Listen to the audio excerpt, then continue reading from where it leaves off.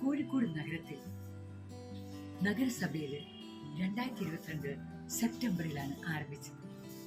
ഓരോ വീടുകളിൽ നിന്നും അജൈവ മാലിന്യങ്ങൾ എടുത്ത് ഇവ ശേഖരിച്ച് റോഡിന്റെ വശങ്ങളിൽ വെച്ച് നാഷണൽ ഹൈവേയിലായാലും കോർപ്പറേഷൻ റോഡുകളിലായാലും വശങ്ങളിലേക്ക് വെച്ചിട്ട് ഇന്ന് നമ്മുടെ നഗരം ഒരു ചാക്കുകളുടെ നഗരമായി മാറി.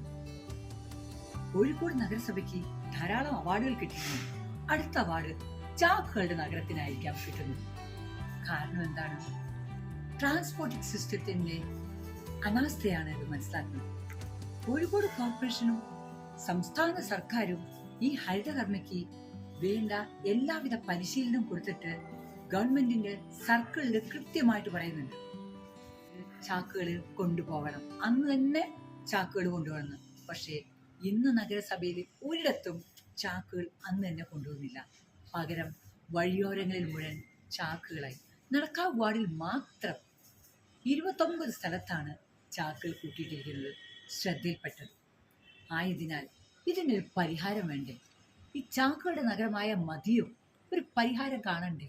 ചാക്കുകളുടെ നഗരം 65 വാർഡിലെ മേജർ സന്തോഷ് റോഡിന്റെ അവസ്ഥയാണ്. നോക്കി, ചാക്കുകൾ ഇതുപോലെ എല്ലാ റോഡിലും ചാക്കുകളാണ്. നമുക്കിനി ചാക്കുകളുടെ നഗരത്തിന് ഒരു അവാർഡ് വാങ്ങാം.